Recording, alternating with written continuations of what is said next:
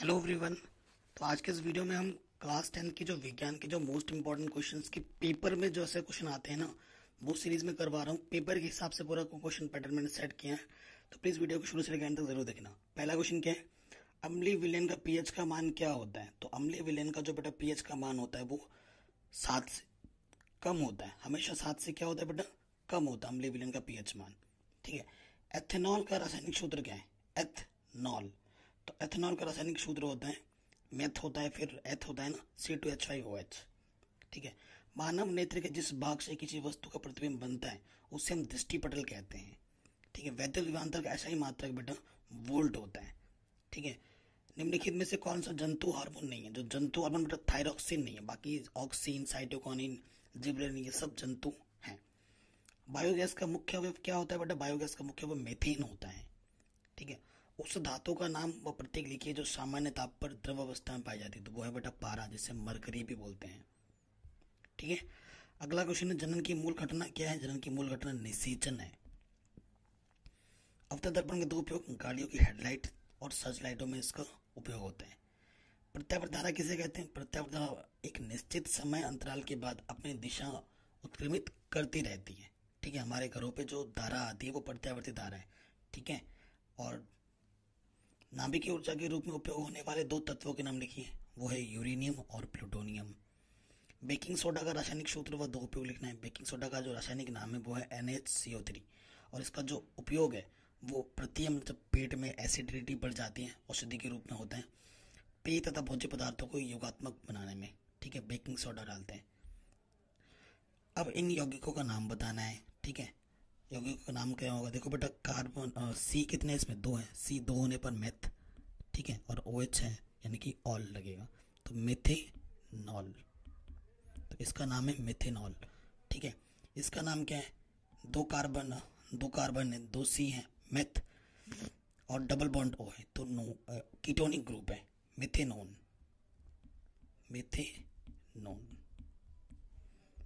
ठीक है। अगला है बेटा क्वेश्चन, अवटो ग्रंथि से स्रावित हार्मोन का नाम क्या होता है बेटा, वो होता है थायरॉक्सिन। लार में पाए जाने वाले एंजाइम का नाम है होता है बेटा टॉयलिन।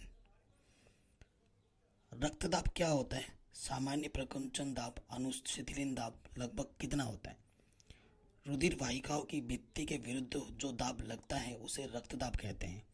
सामान्य प्रकुंचन दाब लगभग 120 मिमी और अनुशिथिलीन दाब जो होता है बेटा 80 मिमी होता है। ठीक है। अगला क्वेश्चन है, अनैच्छिक क्रियाएं तथा प्रतिवृत्ति क्रियाएं एक दूसरे से किस प्रकार भिन्न है। अनैच्छिक क्रिया ऐसी क्रिया होती है इनका नियंत्रण मध्य तथा पश्च मस्तिष्क द्वारा होता है। ठीक है। इन क्रियाओं पर तंत्रिका तंत्र का द्वारा नियंत्रण होता है।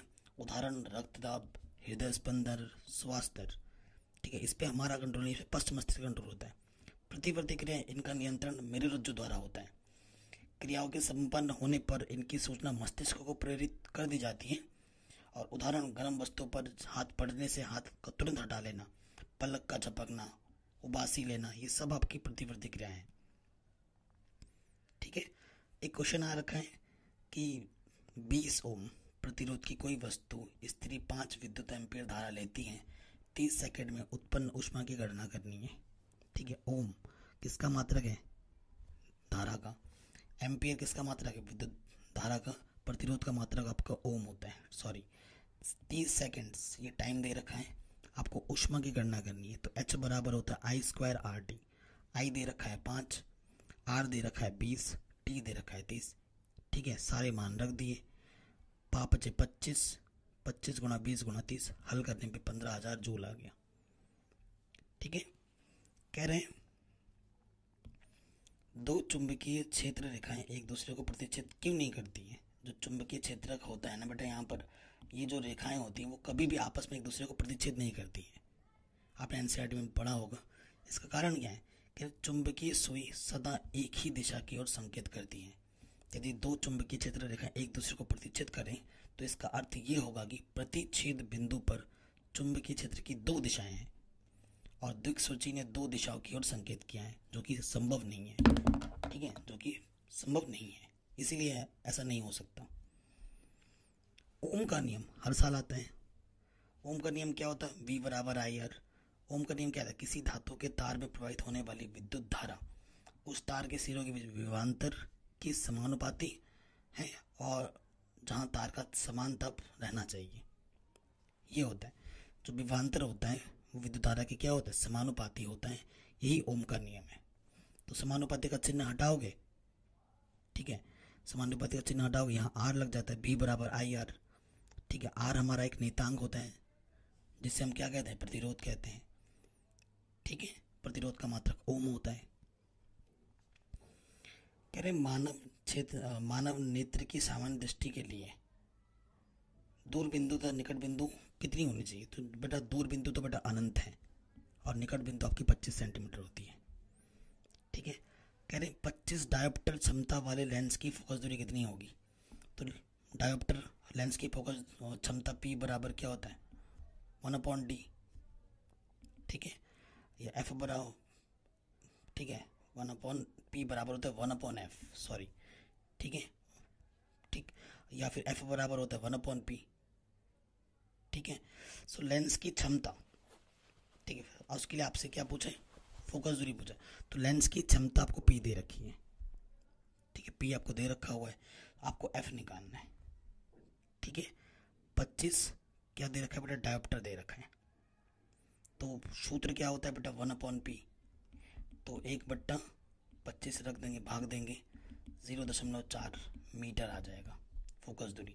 सेंटीमीटर में करना होता तो 100/25 लिखता मैं, नहीं, क्योंकि ये डायोप्टर में ना तो मीटर में ही होता है, सॉरी, ठीक है, डायोप्टर में है तो मीटर में ही होता है। सो 0.4 मीटर आ जाएगा। मीटर को सेंटीमीटर में बदलना है, 100 से गुणा कर दीजिए, ठीक है। अगर आपको फोकस दूरी सेंटीमीटर में रखनी है, 0.4 को 100 से गुणा कर दो, तो एफ आपका क्या आ जाएगा, 40 सेंटीमीटर आ जाएगा। जो आपको सही लगे उसमें आपका आंसर छोड़ सकते हैं। अगला क्वेश्चन जो हर साल आता है वो है नाभिकीय विखंडन से आप क्या समझते हैं, उदाहरण देकर समझाइए। नाभिकीय विखंडन जब किसी भारी नाभिक पर न्यूट्रॉनों की बमबारी की जाती है, वह नाभिक लगभग 2 बराबर नाभिकों में टूट जाता है और इसके साथ ही बहुत अधिक ऊर्जा मुक्त होती है। इसी प्रक्रिया को हम क्या कहते हैं बच्चों, नाभिकीय विखंडन कहते हैं। ये इसका उदाहरण है, ये जरूर लिखना, उदाहरण नहीं लिखोगे तो नंबर नहीं मिलेगा। अब क्या होता है जब सिर्फ रासायनिक समीकरण लिखने के लिए आ जाता है, कहते हैं रक्त लप्त लोहे पर भाप प्रवाहित की जाती है, तो मतलब ये 3Fe है, लोहा मतलब Fe, ये पानी है 4H2O, तो क्या होता है Fe3O4 और H2 अलग हो जाता है। मैग्नीज हाइड्रोक्साइड को एल्यूमिनियम चूर्ण के साथ गर्म किया जाता है तो क्या होता है, तो ये बेटा मैग्नीज डाइऑक्साइड है, ये एल्यूमिनियम का चूर्ण है, गर्म करोगे तो 2L2O3 अलग हो जाएगा, 3Mn अलग हो जाएगा।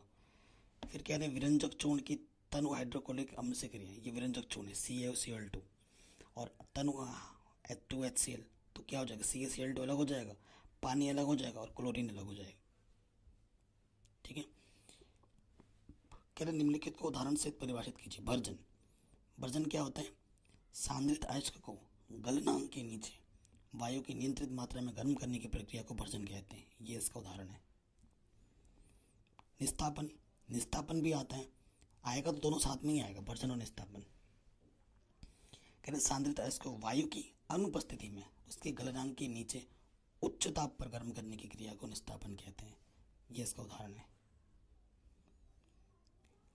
फिर है अमलगम, अमलगम क्या होता है, महीन पीसे हुए अयस्क को मरकरी के संपर्क में लाने से उसमें उपस्थित धातु मरकरी से क्रिया करके धातु अलमगम बनाती है, तो इसे ही बोला जाता है अलमगम। और एक आता है प्रगलन, प्रगलन में क्या होता है, धातु को गला गला कर उसके अशुद्धियों को दूर किया जाता है, तो उसे प्रगलन कहते हैं। कह रहे हैं आधुनिक आवर्त सारणी के प्रथम आवर्त में उपस्थित तत्वों के नाम बताइए। तो प्रथम आवर्त में बेटा हाइड्रोजन और हीलियम है, हाइड्रोजन और हीलियम है, जिसके परमाणु क्रमांक 1,2 क्रमशः है, ठीक है, ये चीज आपको पता है। अगला क्वेश्चन है एक विन्यास 2, 8, 7 है, आवर्त सारणी में इसका स्थान बताइए। सो बेटा बहुत ही सिंपल ट्रिक समझाऊंगा। 2, 8, 7 है, 1, 2, 3, तो आवर्त संख्या आपकी 3 होगी, ठीक है। समूह पूछा है तो इन सबको जोड़ दो, 2, 8 + 7 कितना हो जाएगा, 17, ठीक है। अगला क्वेश्चन है एक तत्व M आवर्त सारणी के तीसरे समूह में है, इसके ऑक्साइड का सूत्र क्या होगा, तीसरे समूह में है तो इसका ऑक्साइड का सूत्र होगा M2O3, ठीक है। अगला क्वेश्चन है, निम्नलिखित इलेक्ट्रॉनिक बिंदु संरचना बनानी है। NH3 का बनाना है, H2S का बनाना है, F2 का बनाना है। देखो मैं बना के दिखाता हूँ।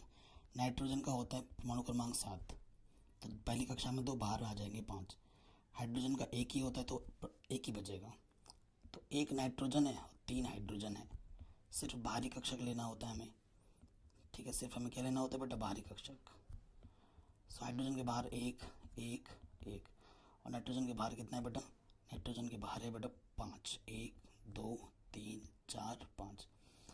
क्या हर किसी की हाइड्रोजन चाहता है कि मेरे पास 2 हो जाएं और बाकी सब चाहते हैं कि मेरे अष्टक पूर्ण हो जाएं। इसके पास 5 है, एक एक की क्रिया करेगा, 6 हो गया, 7 हो गया, 8 हो गया, ठीक है। 5 थे, एक एक की शादी हुई। वैसे हीलियम के भी 2 हो गए, एक ले रहा है एक दे भी रहा है, ये वाला बन गया। फिर H2S सल्फर का कितना होता है बेटा, 16। प्रथम कक्ष में 2, फिर 8 बचे 6, तो 1 सल्फर है, 2 हाइड्रोजन है। सल्फर हाइड्रोजन, सल्फर के बाहर 6 हैं, 1 2 3 4 5 6। हाइड्रोजन के बाहर 1 1 6 है, इसे और 2 चाहिए, यहाँ से एक ले लेगा और यहाँ से एक ले लेगा, हो गया, ठीक है। फिर फ्लोरीन है, फ्लोरीन का होता है 9, पहले कक्षक में 2 बचा 7, ठीक है। सो देखो बेटा, फ्लोरीन का 2 होता है, 2 फ्लोरीन है, F2 का मतलब 2 फ्लोरीन है। यहाँ से बाहरी कक्षक से मतलब है कितने बार, 7, 1 2 3 4 5 6 7, 1 2 3 4 5 6 7, एक चाहिए उसको, बस एक एक सर्जरी कर लेगा, दोनों के 8 8 हो गए। तो ये आपकी इलेक्ट्रॉनिक बिंदु संरचना बन के रेडी हो गई। अष्टक पूर्ण करने होते हैं बस इसमें। स्वपरागण और परपरागण से आप क्या समझते हैं, क्वेश्चन देख रहे हैं कितने शानदार और इम्पोर्टेंट है। स्वपरागण क्या होता है, जब एक पुष्प से के परागकण उसी पुष्प के वर्तिकाग्र पर स्थानांतरित होते हैं तो उसे स्वपरागण कहते हैं। परपरागण क्या होता है, जब किसी पुष्प के परागकण उसी प्रजाति के अन्य पुष्प जिसकी जीन संरचना भिन्न होती है के वर्तिकाग्र पर स्थानांतरित होते हैं तो इसे परपरागण कहते हैं। तो ये आपको एग्जाम में लिखना होगा। मैंने जितने भी क्वेश्चन आंसर लिखे हैं बहुत सिंपल एंड शॉर्ट में लिखवाए हैं, ठीक है। कह रहे हैं एक लिंगी एवं उभयलिंगी पुष्प से आप क्या समझते हैं, प्रत्येक का एक उदाहरण दीजिए। एक लिंगी क्या होता है, जब किसी पुष्प में नर या मादा जनन अंग पाए जाते हैं तो पुष्प को एक लिंगी पुष्प कहा जाता है, जैसे मक्का पपीता। उभयलिंग क्या होता है, जब एक पुष्प में नर और मादा दोनों प्रकार के जननांग पाए जाते हैं उस पुष्प को उभयलिंगी जनन कहते हैं, जैसे मकोई मटर, ठीक है। ये आपके होते हैं उभयलिंगी। अब ये जो चित्र है वो हर साल आता है, हर साल आता है, इसको अच्छे से प्रैक्टिस कर लो। तंत्रिका चित्र, न्यूरॉन, ठीक है। स्वच्छ नामक के चित्र बनाने के लिए आता है, तो इसको बेटा प्रैक्टिस कर लो आज। इसकी फुल गारंटी है, लगभग हर साल आता है, हर साल। कह रहे कायिक प्रवर्धन द्वारा उगाए जाने वाले 2 पौधों के नाम, जिसको कटिंग करके लगाते हैं ना, गन्ना लगाया जाता है, गुलाब का पौधा लगाया जाता है, पॉपुलर लगाया जाता है, ये सब आपने देखा होगा ना कटिंग के द्वारा, जिसे हम कायिक प्रवर्धन बोलते हैं। कह रहे समजात व समरूप अंगों को उदाहरण देकर समझाइए। विभिन्न जीवधारियों में ऐसी संरचनाएं पाई जाती हैं जिनकी मूलभूत संरचना समान होती है परंतु कार्य भिन्न भिन्न होते हैं। इन अंगों को समजात अंग कहते हैं, जैसे मनुष्य के हाथ, घोड़े के अग्रपाद, चमगादड़ के पंख।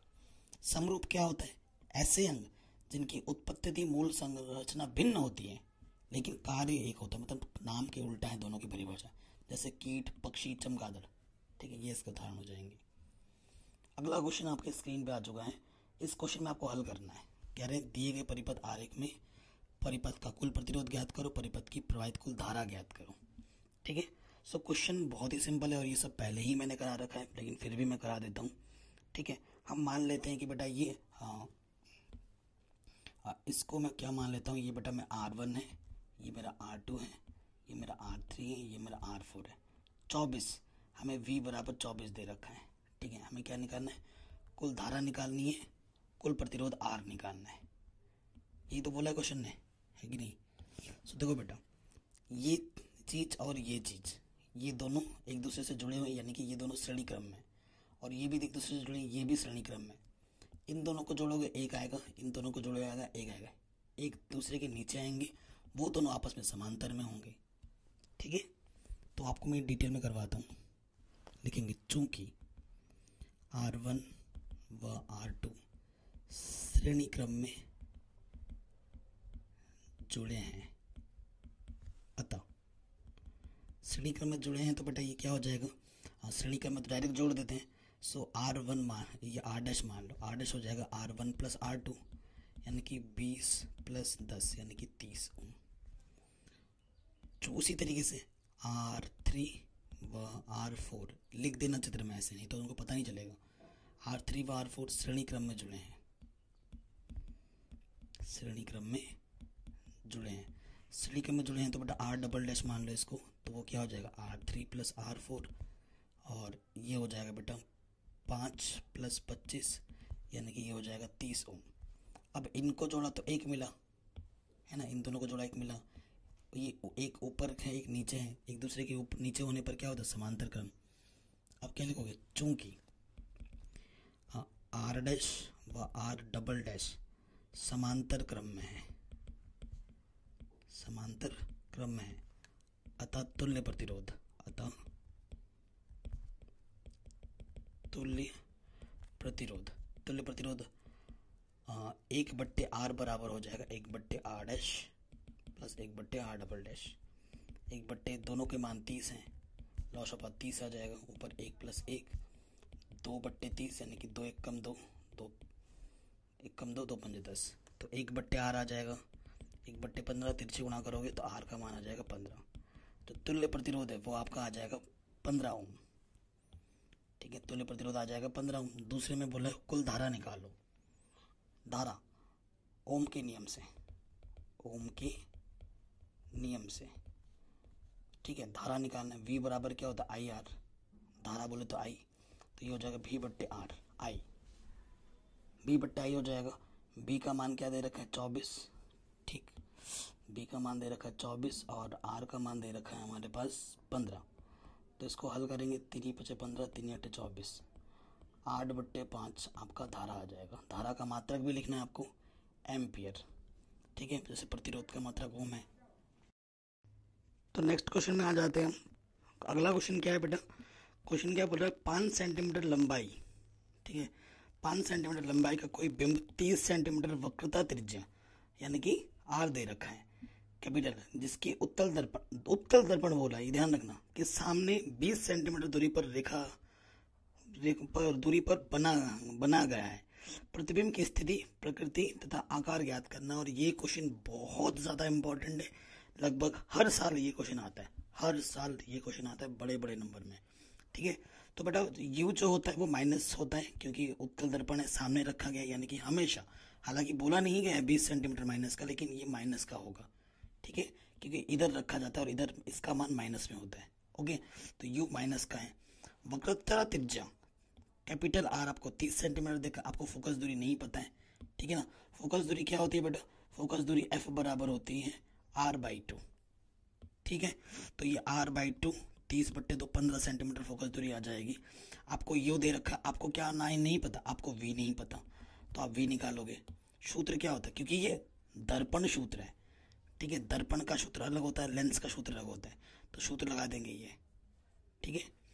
सारे मान रखेंगे, 1/V निकालना है, में ये प्लस का तरह के माइनस का हो जाएगा, मान रखा, लॉस ऑफ लेके इसको हल कर दिया, हल करने पे V का मान 60/7 आ गया। इतना हल करना आपको आना चाहिए, ठीक है। अब हल में नहीं सिखा सकते, जोड़ना घटाना आपको आता ही होगा। अब देखो आवर्धन, क्योंकि स्थिति वगैरह प्रकृति सब निकालना है, आवर्धन M बराबर होता है दर्पण सूत्र के लिए B/U, जो कि होता है H'/H। H' होता है प्रतिबिंब की ऊंचाई, H होता है बिंब की ऊंचाई, ठीक है। सो आपको बताना है क्या होगा। सो अगर यहाँ से देखा जाए, ठीक है, H' के बारे में बात करनी है, तो H' क्या हो जाएगा, ये बट्टे में गुणे में आ जाएगा, माइनस के VH/U, ये हमारा H आ जाएगा, ठीक है। देखो हमारे पास 5 सेंटीमीटर क्या दे रखा है, 5 सेंटीमीटर लंबाई का, H का जो मान है वो 5 सेंटीमीटर दे रखा है, H हमारे पास 5 है, V हमारे पास 60/7 है, ठीक है, और U का मान हमारे पास माइनस के 20 है, 20 से 20 का 5 चौके 20, 4 1 4 4 5 20, 15/7 आ जाएगा H' का मान, ठीक है, ये आपका आंसर आ जाएगा, ठीक। अगले क्वेश्चन में आ जाते हैं। कह रहे हैं हमारे वायुमंडल में ओजोन परत कैसे बनती है, रासायनिक समीकरण लिखिए, ओजोन परत का क्या महत्व है वो आपको बताना है। ओजोन परत का जो निर्माण होता है ना, इसका निर्माण 3 ऑक्सीजन परमाणु से होता है और इसका रासायनिक सूत्र O3 है। ये विषाक्त होती है और ये पराबैंगनी किरणें होती हैं और ये इस तरीके से बनती है। ये रिएक्शन आपको लिखनी है। ओजोन वायुमंडल के समताप मंडल में पृथ्वी से लगभग 50 किलोमीटर ऊपर एक रसात्मक आवरण के रूप में पाई जाती है। यह पराबैंगनी किरणों को अवशोषित करके पृथ्वी पर आने से रोकती हैं। पराबैंगनी किरणें जीवधारियों के लिए घातक होती हैं। ये उत्परिवर्तन को प्रेरित करती हैं, त्वचा कैंसर, मोतियाबिंद का कारण बनती हैं। इनसे रोग प्रतिरोधक क्षमता भी कम होती है। यह अपघटिकों को भी नष्ट करता है, जिससे पदार्थों का पुनः वक्रण रुक जाता है। अतः ओजोन परत हमारे लिए सुरक्षात्मक कवच के रूप में काम करती है। ठीक है, जो कि क्षति हो रही है आजकल, क्योंकि हम AC चलाते हैं, हम फ्रिज चलाते हैं, हम दुनिया भर की चीज़ें गैस जाके उसको उसमें छेद कर दे रही है, होल बना दे रही है। कार्बन के 2 अपर रूप के नाम बेटा हीरा और ग्रेफाइट है। आप जानते हैं हीरा इतना महंगा है, ग्रेफाइट इतना सस्ता है, लेकिन दोनों की केमिकल प्रॉपर्टी, रासायनिक गुण बिल्कुल सेम है, लेकिन फिजिकल प्रॉपर्टी अलग है। ठीक है, एक कितना महंगा और एक कितना सस्ता है। एक्वारेजिया किन 2 अम्लों का ताजा मिश्रण होता है? जो एक्वारेजिया होता है वो 3:1 के में बनाया जाता है। वो सांद्र हाइड्रोक्लोरिक अम्ल और सांद्र नाइट्रिक अम्ल का एक मिश्रण होता है 3:1 का। ठीक है, उदासीनीकरण अभिक्रिया क्या होता है? जब हम अम्ल की और क्षार की अभिक्रिया करते हैं तो हमें लवण बनता है और जल में अलग हो जाता है। इस अभिक्रिया को हम उदासीनीकरण अभिक्रिया कहते हैं। ये इसका उदाहरण है। सोडियम धातु को मिट्टी के तेल में डुबोकर क्यों रचा है? क्योंकि सोडियम धातु को उसका जो ताप होता है वो बहुत कम होता है। जैसे ही अगर वो वायु के संपर्क में आ जाता है तुरंत जलने लग जाती है। समजातीय श्रेणी क्या है? उदाहरण देकर समझाइए। समजातीय श्रेणी, देखो जो जो श्रेणी होती है उनके बीच का जो अंतर अगर सेम हो जाता है तो समजातीय श्रेणी कहते हैं। ठीक है, जैसे CH4 है, CH3 है, CH, इन सब में CH2 का अंतर है। देखो CH2 जोड़ा तो ये आ गया, इसमें CH2 जोड़ेंगे ये आ जाएगा। तो ऐसी श्रेणी जिनके सभी के बीच का जो अंतर है समान होता है तो समजातीय श्रेणी है। जैसे आपका समांतर श्रेणी पढ़ा होगा आपने ना, जिसमें सार्वंतर बराबर होता है, इसमें भी वैसा ही कुछ है। अगर दोनों श्रेणी के बीच का अंतर समान है तो उसे हम समजातीय श्रेणी कहते हैं। रेडॉक्स अभिक्रिया क्या होती है? ऐसी अभिक्रिया जिसमें उपचयन और अपचयन अभिक्रिया एक साथ साथ हो रही होती हैं, उसे हम रेडॉक्स अभिक्रिया कहते हैं। जैसे ये वाला उदाहरण बहुत ही फेमस है। ठीक है, यहाँ पर आगे बढ़ते हैं। देखो Zn का आपका क्या हो रहा है? अपचयन। C का क्या हो रहा है? उपचयन। ऑक्सीजन का जुड़ना उपचयन, ऑक्सीजन का घटाना अपचयन होता है।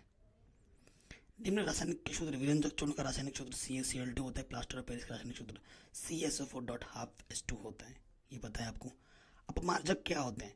कह रहे हैं अपमार्जक लंबी कार्बन श्रृंखला युक्त सल्फोनिक अम्ल के सोडियम लवणों या लंबी कार्बन श्रृंखला युक्त एल्किल हाइड्रोजन सल्फेट के सोडियम लवणों को अपमार्जक कहते हैं। इनको प्रायः संश्लेषित करके प्राप्त किया जाता है, जिस कारण इनको संश्लेषित अपमार्जक भी कहते हैं। ये इसके उदाहरण है। ठीक है, संक्षारण क्या होता है? आप देखते हो जंग लगना एक तरीके से। जब किसी धातु की सतह जल, वायु या अन्य किसी पदार्थ से प्रभावित होती है तो इसे धातु का संचारित होना कहते हैं। इस परिघटना को संचारण कहते हैं। आयरन को जब आर्द्र वायु में अधिक समय तक खुला छोड़ देते हैं तो इसकी सतह भूरे रंग का एक पपड़ीदार पदार्थ का आवरण उत्पन्न हो जाता है, तो इसे ही संचारण कहा जाता है। पुनर्जनन या मुकुलन से आप क्या समझते हैं? तो मुकुलन के बारे में मैंने कल की वीडियो में भी बताया था, पुनरुद्भवन में भी कल की वीडियो के बारे में बताया था।